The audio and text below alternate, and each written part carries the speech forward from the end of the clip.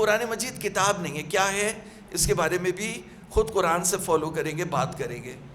تو ایک مرتبہ صلوات پڑھ دیجیے.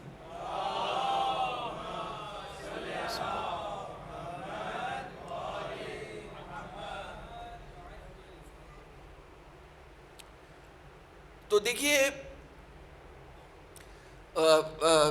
جس طرح سے یعنی ہم بات یہ کر رہے تھے کہ پہلا ہمارا پوائنٹ یہ تھا کہ کتاب پہ اگر عمل نہیں کریں گے تو کتاب یہ کہہ رہی ہے کہ تجارت جو ہے وہ آزاد ہونی چاہیے. پولیٹکس کو، ریلیجن کو، دوسری چیزوں کو جو ہے وہ آپ الگ کر دیں اور تجارت کو آپ الگ کر دیں. تو اس کے لیے ہم نے سورہ قریش کا آپ کو حوالہ دیا. اور دوسرا یہ کہ مولا متقیان امیر مومنان جو یہودیوں کے باغات میں انہیں یہودیوں سے جنگ کی، انہیں یہودیوں سے بعد میں جنگ ہوئی ہے، تو انہیں کے باغات میں کام کرتے تھے اور انہیں سے بعد میں جو ہے وہ جنگ ہوئی. تو بہرحال یہ ایک الگ ٹاپک ہے.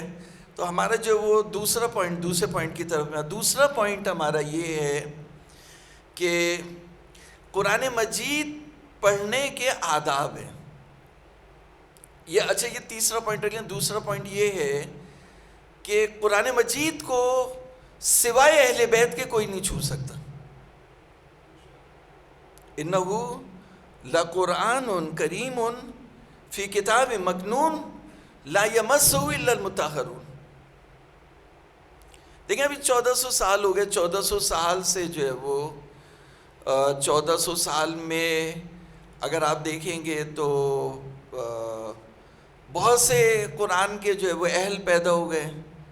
ابن عباس مفسر قرآن اور ابن مسعود اور شعبی اور کون جو ہے وہ محدثین میں سے اور مفسرین میں سے، اور پھر بعد کے مفسر اور پھر بعد کے محدث، اور پھر تو یہ تمام لوگ یہ سمجھتے ہیں کہ قرآن کو چھو سکتے.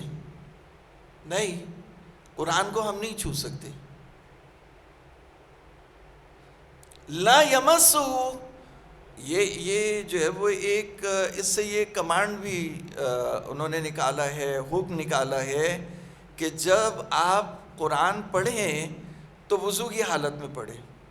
لا یمسہ الا المطہرون یعنی طہارت کی حالت میں آپ. لیکن ابھی ہم اس طرف نہیں جا رہے. چلیں میں یہی بات کر لوں کہ اللہ رب العزت نے انسان کو گندے پانی سے پیدا کیا، نجس پانی سے پیدا کیا، اور نجس خون سے رحم مادر میں اس کا تغذیہ ہوا.